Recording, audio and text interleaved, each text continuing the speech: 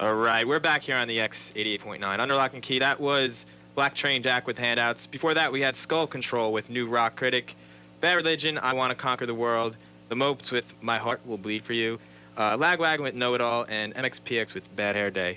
And Jesse, can you hear us? Yeah. All right. Okay.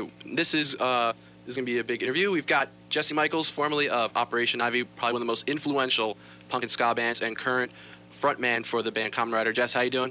I'm great. Who's Awesome. this? Is this Ben? This is Ben. Okay, cool. and I'm Derek. So there'll be two. Yeah. Okay. First question. Like you've never been asked this question before. After OPIV disbanded in 1990, you came back with Big Rig in '94. But besides that, there've been a lot of rumors. There've been a lot of maybe you just want to dispel some of the myths that have like where you've been. Yeah, some of those rumors are pretty funny. Some of them I've sort of grown to like, so I don't want. I don't want to dispel too many of them. Like the thing about being a gardener in New York, that was pretty good. I like the one about you were a Spanish teacher in Canada or something. I don't know. I never heard that. That's pretty good. There are some crazy ones. So what's the question? What happened? Yeah, where have you, yeah. Well, I stopped doing music for a long time. I don't even really know why. I was just doing other things. You know, I went to school. I had some crappy jobs and had some girlfriends and skateboarded and drank a few beers and just kind of normal stuff, really. And why I stopped doing music, to tell you the truth, I'm really not even sure. But for a long time, I just didn't feel like doing it. Mm. All right, so along that question, how do you feel like the direction of punk rock has gone since, like, back when you were in Operation Ivy to how it is now? It's more, out there and, like more mainstream, kind of. Yeah, that's an interesting question. Well, I guess it was inevitable. I don't know. It's sort of a weird thing because all the punk bands started out on major labels, and then it sort of sunk underground, with hardcore and everything. Mm-hmm. And now it's almost sort of come back to where it was before, but the only difference is the bands have way better contracts, Yeah. But overall, I think it's pretty cool. Sometimes it gets a little bit weird, Yeah. When punk bands have like 4-page trailers that they're sending out to bars, Yeah. But I think it's pretty cool, It's nice to be able to turn on the radio once in a while and actually hear something interesting. And one good thing about the whole thing is that in spite of the fact that there's a lot more commercial bands, there's still really, really great underground bands, Yeah. Like Dillinger 4 comes to mind, and they just played around here actually recently. Did they really? Yeah. But yeah, so I think there's still a lot of really cool, like intense, edgy stuff for the people that want that, and then, there's the pop stuff, and it's all good. Yeah. What we got? Being from New Jersey, can you explain the reasoning behind Hoboken, the song Hoboken? Why would anyone want to write a song about Hoboken? I don't know. You ever been there? No, I was kidding. I'm working on a song called Newark next. It's called The Bricks. No, seriously, that's a song that Tim wrote, and apparently he had, before OPIV started, he had taken some kind of trip out to Hoboken, and the lyrics are pretty self-explanatory. Yeah. I don't know, he was with a girl, he was staying at a youth hostel, and so on. He wrote, like, sometimes the way me and him would write songs is he'd write a couple lines and I'd kind of flesh it out lyrically.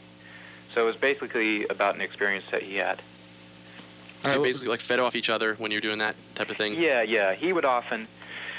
He'd come up with something like a couple lines. Like he wrote the first 2 lines in that song, Knowledge. Okay. And then it would inspire me to write a bunch of other stuff. Do you still talk to Tim and Matt from Rancid? And, like, how do you feel like, the success they had? How do you react towards that? Well, I feel really good about it. I'm really happy for him, It's obviously I'm biased in their favor. Yeah. They, those guys are really good at what they do, and I'm just really happy they can make a living at it. There's a lot of people who don't, so I'm pretty stoked for them. And also, I think they're a good band, Yeah, they are. They definitely paid their dues. I mean, when those guys started, they just played constantly, and they had to catch a lot of the flack about the OPIV stuff. Like, people would always ask them about OPIV, and they kind of, I think it wasn't easy for them in the beginning, but they stuck with it, and I think it's pretty cool. How have you changed since the days of OPIV? Like, Oh boy. Well, it's funny, because I've been through a whole lot since those days. Just all kinds of stuff. But I was thinking about it. I recently moved back to Berkley, and I was living in Florida for a couple of years. But I moved back here, and to tell you the truth, it's kind of ironic, but my life is almost exactly the same way it was, like, in the OPIV days. Really? Yeah, I've sort of come full circle, although, I hope I'm a little bit wiser. Because, those were crazy times, and it was fun. I guess I'm not quite as, not as much of a partier as I used to be. I'm not going to shows every opportunity I can, Yeah. So maybe a little bit more mature, but in a lot of ways, I'm very much the same. Mm. Okay, so what motivated you after like all the years to like actually form another band and get out there again? Well, I just started. I don't exactly know. I had the songs. I felt like I had enough material, and I was to the point where I could play good enough to actually do something. And I just got the bug to kind of put something out there. Yeah. Like I felt like part of it was I almost felt like, okay, I might not be Paul McCartney, but I got a couple things to say, and like it's not really right to sit on that if you have it. You know what I mean? And how is it different this time than back when you're with Operation Ivy, like songwriting wise? Well, let's see. It's different because I'm playing guitar, so I have a lot more control, which is cool. Because back in the past, it was always very collaborative. Like me and Tim would write most of the stuff together, but now it's kind of cool because I can just sit there and come up with a song start to finish, and that which is fun. And I guess that's the main difference. Because we recently we had a Mass from your band on the show about 2 months ago, was it? Oh, did you really? Yeah, and we were actually... Isn't he a sweet guy? He is great. He's awesome. We actually asked him about you, and he said, well, I think he's doing construction now or something like that. Mass is just the sweetest guy in the world. He's great, but also, you guys recently opened for One Man Army, and they had their record release party in San Francisco. I think it was last week, and you did something with Lookout, too. How playing live shows, like, as far as, like, how is the crowd reacting, to your coming back and stuff? It's been really, really great. The first show, we were totally nervous. Plus, I learned we made the mistake of playing a over 21 place, which is, really not such a great idea. Not just because of the numbers of people showing up, but also because a lot of times the people that are really the biggest fans will end up not being able to get in. Yeah. So anyway, that kind of blew. But the other two actually that show was fine, and the other two were just really amazing. I was blown away. Like people knew the words and they were into it, and even the people that were clearly more OPIV fans were still, cool and had a good time. It was like a really good vibe. It was fun. And as far as playing more live shows, like, are you gonna come more towards us? Yeah, that's what we really wanted to find out now. Yeah, definitely. I definitely want to be touring and playing out as much as possible, as soon as possible. We decided to do these 3 shows and figure out what the next step is. And to be honest, we haven't quite figured it out. But one thing that I am totally committed to is getting out there. I mean, after playing those shows, I was just like, geez, what have I been doing? Where have I been the past? So yeah, I want to play as soon as possible, and definitely the East Coast.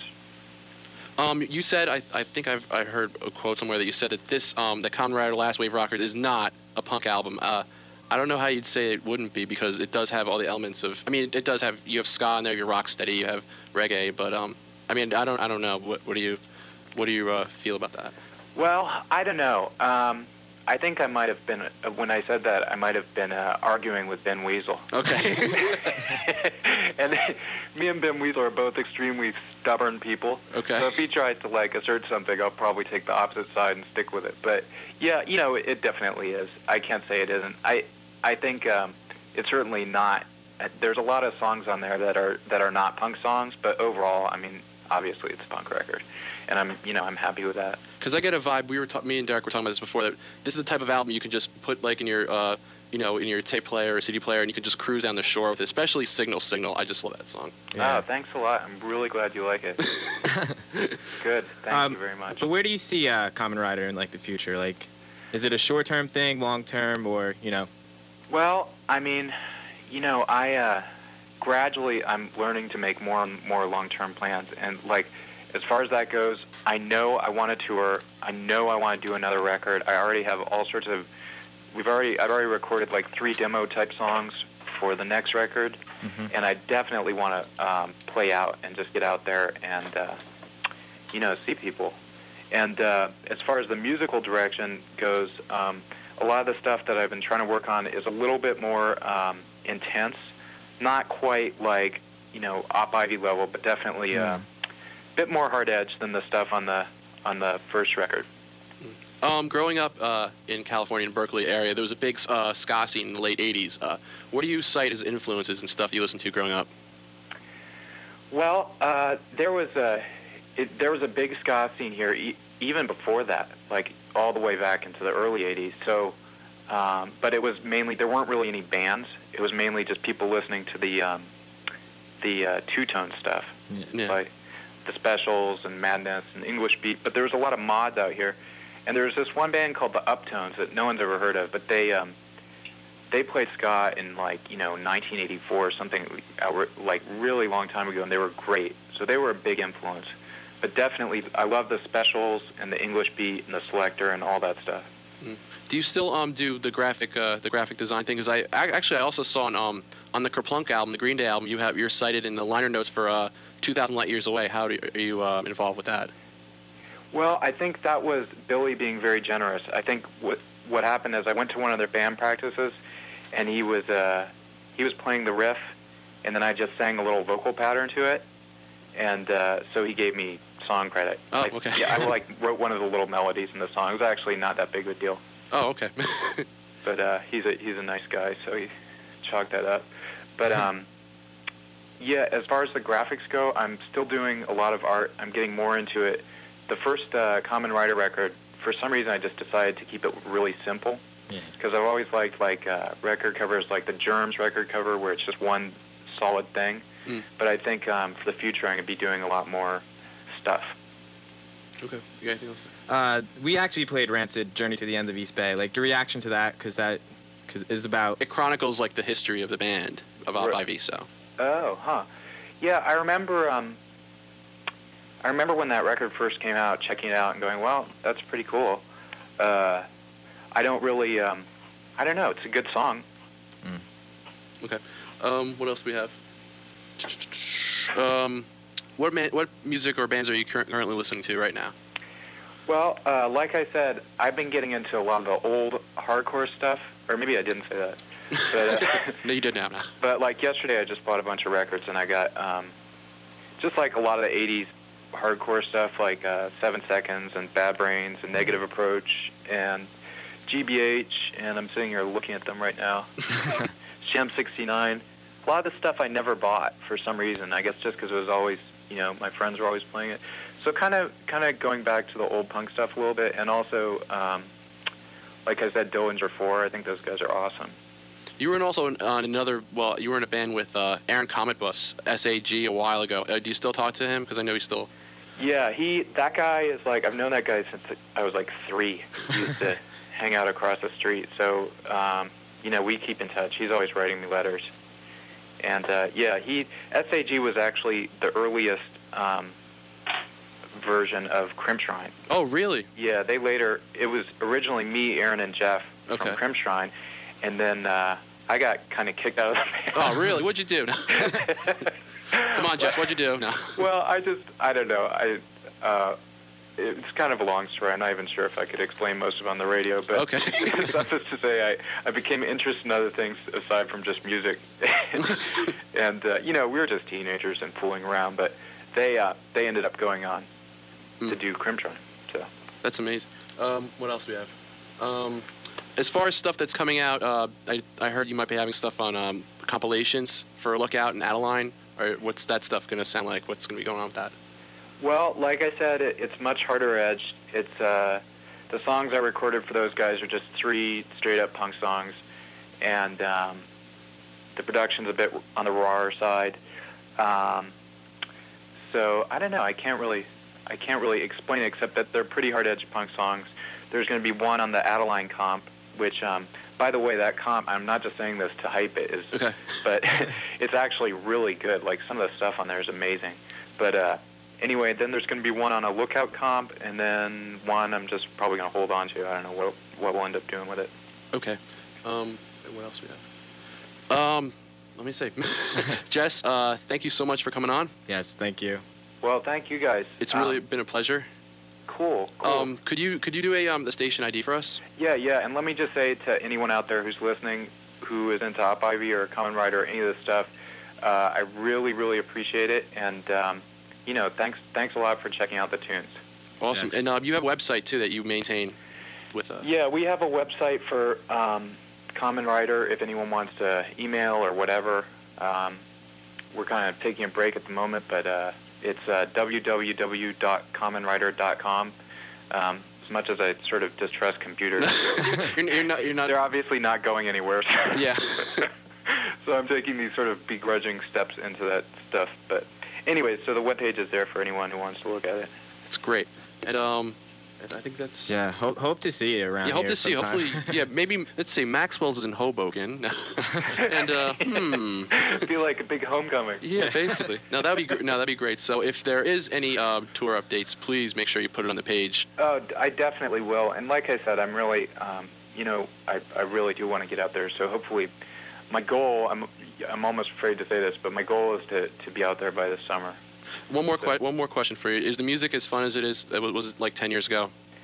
It's better. It's better. I mean, I can't even explain it. I'm so into it right now. Like, those shows were so fun, and it's interesting because you were asking about how punk rock has changed or whatever, but the vibe at the shows is so cool. Like, just people are enthusiastic and they're having fun and there's no fights, and I think when I was younger, I kind of liked the element of danger and everything. Yeah. We all do. Which is a little still do. Which is kind of how punk used to be more than it is now. Yeah. But there's really something to be said for being able to go to a show and, people are just happy. And so I've really been enjoying that. So I'm totally stoked on it. Cool. Wow. Thank you so much again for coming on. What else? If you could, please could you do station ID for us? Okay, absolutely. Okay. So what should I say? Okay, do you have a pen? Yeah. Okay, you could say, hi, this is Jesse Michaels. Hi, okay. From Common Writer. Uh-huh. And you're listening to Under Lock and Key.